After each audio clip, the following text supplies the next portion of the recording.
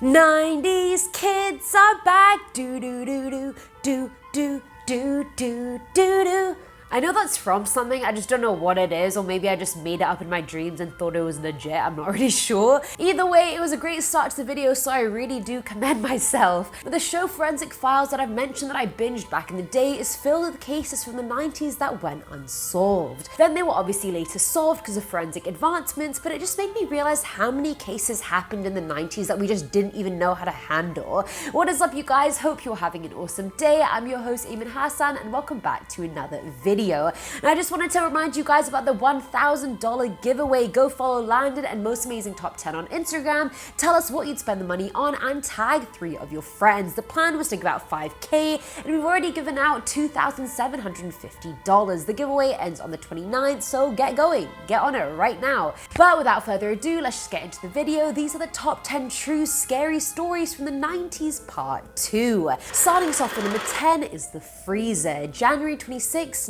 1991. That morning, police cars were dispatched to check up on 6 Taco Bells in the Irving area. The dispatch occurred because at 5 a.m. that same day, 2 teens had found a Taco Bell takeout bag containing $1,390 in it. Police eventually came upon one branch that was dark and locked, so they slipped in through the drive-through window. At the back of the restaurant, police found 4 dead bodies, all of whom had been shot to death. 2 were cousins, and one was not only a young mother, but also pregnant at the time of her death. The 2 teens, Jerome Green and Jesse Carlos San Miguel, were actually Taco Bell employees and had apparently forced their way in when another employee was taking out the trash. One of the victims was the assistant manager who handed them the money. Another victim was just a friend outside waiting for his friends to get off work, but was somehow forced inside as well. The 2 asked the hostage to give them a good reason not to kill them before shooting them all execution style.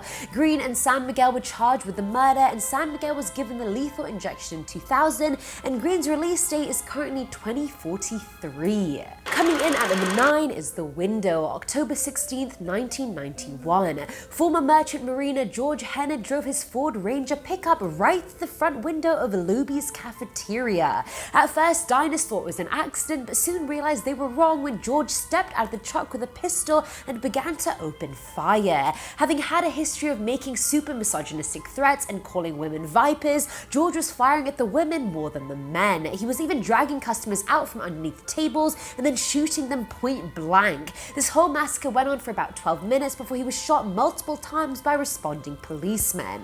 However, those shots didn't kill him, and he eventually shot himself and committed suicide after he was running low on bullets. The Luby's massacre was actually the worst mass shooting to ever occur by a single gunman in American history. At number 8, we have Lisa Bauer, March 20th, 1998. Lisa Bauer's parents drove over to their 36-year-old daughter's house after getting a worrisome call from her sister Pam. That morning, the sisters were meant to go on a road trip out of town, but Lisa had failed to show up in the morning, and her phone had been unresponsive. When the parents got to her house, they found Lisa dead, lying in a pool of her own blood, and it seemed like she'd been shot in the heart with an arrow. Who the hell uses a bow and arrow to kill someone in this day and age? Like, that is so archaic.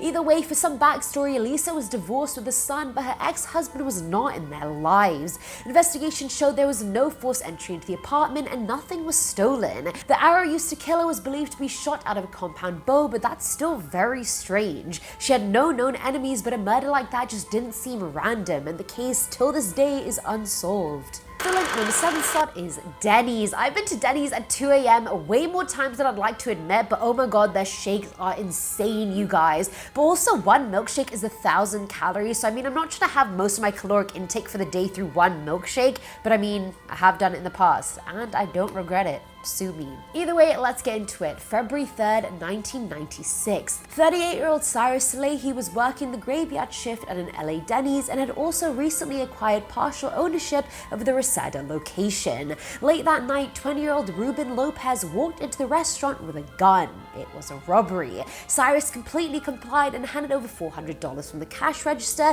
but Lopez went ahead and shot him in the chest anyway. Cyrus sadly died from his injuries, but justice was served because Lopez and his getaway driver Samuel Martinez were convicted of the murder and sentenced to life without parole. Crime has its consequences, people. You want to do the crime, you gotta do the time. Now at number 6 is the final date, May 15th, 1990. 22-year-old James So had finally asked out his decade-long crush, Kelly Tan Ahong. That night, he left the house at 7:30 and met up with Kelly at East Coast Park, which was a park and beach in Singapore. They were sitting near Amber Beacon Tower, talking and being cute, and around 10:15 p.m., two men walked by them going towards the top of the tower. The two didn't think twice about the men since the beacon was insanely popular and visited by everyone.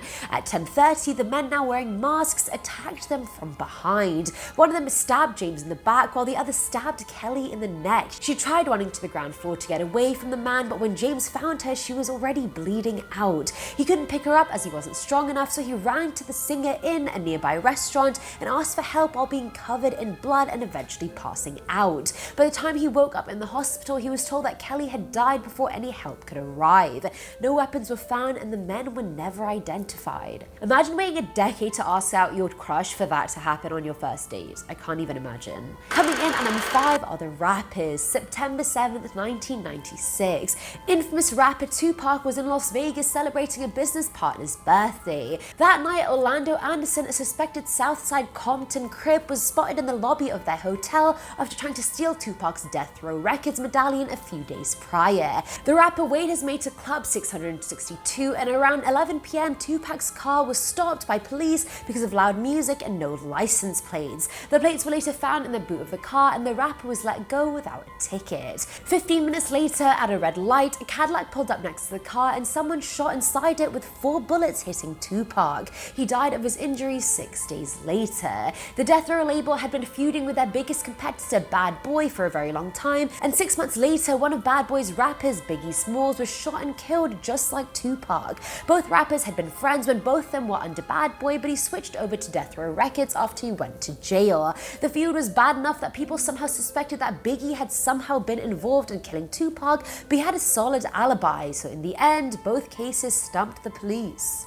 At number 4 is the fast food killer. I used to be a fast food fiend before I realized that's a fast and surefire way to give myself high cholesterol and weight gain, so ain't nobody got time for that. February 15th, 1997. Convicted robber and dishwasher Paul Dennis Reed Jr. threw a plate at one of his fellow employees at Shoney's before getting fired.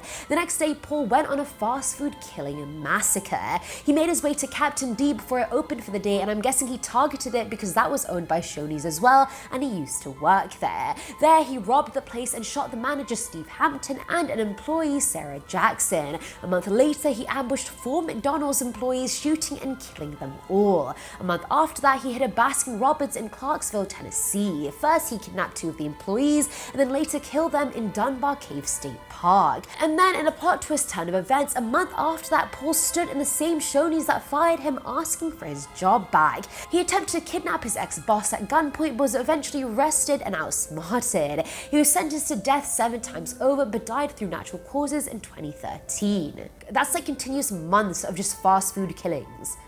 Get over it, dude. You got fired. Get another job. Filling on number 3 slot is Herbert. In the early 90s, Herbert Baumeister, an Indianapolis local, would lure gay men back to his pool house and then kill them. All his victims were of similar build and appearance, and he would take them back to his house and strangle them before dumping their remains in the woods behind his house. His son Eric even found the remains of a victim one day while he was playing in the backyard, and that was probably traumatizing for the kid. Eventually, police were tipped off by a guy called Tony Harris, who claimed a gay bar patron going by the name Brian Smart had killed his friend and attempted to kill him during a pool hose erotic asphyxiation. Kinky. Pretty kinky, I'm not gonna lie. Eventually, Brian Smart was identified to be Herbert, but when they got to his house, both him and his wife Julie refused to let them search their house. But by June 1996, Julie was scared of Herb due to his erratic mood swings and divorced him and finally consented to the search. The remains of 11 bodies were found and the warrant for his arrest had been made, but knowing he was screwed, Herb fled to Ontario and shot himself in the head at Pinery Provincial Park. The suicide note he left behind blamed his failing business and marriage for suicide, but failed to mention anything about the murders. So he never confessed, but it was pretty obvious it was him. Now, at number 2 is the yogurt shop. December 6, 1991. Firefighters were rushing to the scene of a fire blazing inside of a I can't believe it's yogurt shop in Austin, Texas. When they finally got there, the men found the dead bodies of 4 young girls in the back of the store. 2 were identified as employees, 17-year-old Jennifer Harbison and Eliza Thomas, 13-year-old Amy Ayers, and Harbison's younger sister, Sarah. It looked like they had planned a sleepover at the shop after closing up, but they were found bound, gagged, and all shot in the head. Eventually, 4 men were arrested in connection to the murder, 2 of which actually confessed, but then rumors started going around that the confessions were forced. The 2 that confessed were convicted, and the other 2 had their charges dropped. However, in 2009, both arrested men were released after lack of evidence against them. There was only 1 piece of DNA found at the crime scene, and it belonged to none of those 4 men.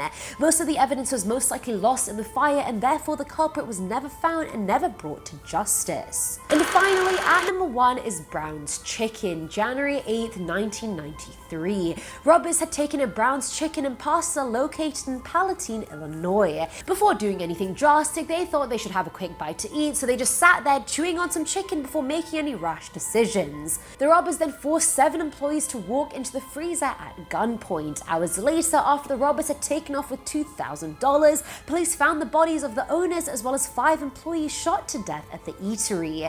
The case remained unsolved until March of 2002, and you know what helped them solve the case? The saliva on those preserved chicken bones that those people were eating. That's right, you want to eat that badly before you shoot people? That's what you get. A woman went to the police claiming her ex had bragged about the killings, and she also mentioned someone called Juan Luna, who was a former Browns employee. The saliva matched Luna, and he was convicted and sentenced to life. The woman's ex-boyfriend was next in line in the conviction, and he too was sentenced 2 years later. And that is it for today's video, guys. Damn it, the 90s were rough. I'm not gonna lie to you, they were rough for many, many reasons. Let me know what you guys thought in the comments below, and let me know if you remember any of these stories when they happened. Did you see them in the news, on TV? Did you hear about them? Let me know below. As always, I'm your host, Ayman Hassan, and I'll catch you in the next one. Bye. In American history, sorry, my throat just went away from me. Sounds like I'm going through puberty, you guys. Firefighters were rushing to the scene of a fire blazing inside a kite. Ah! Oh my god! I'm not doing well today.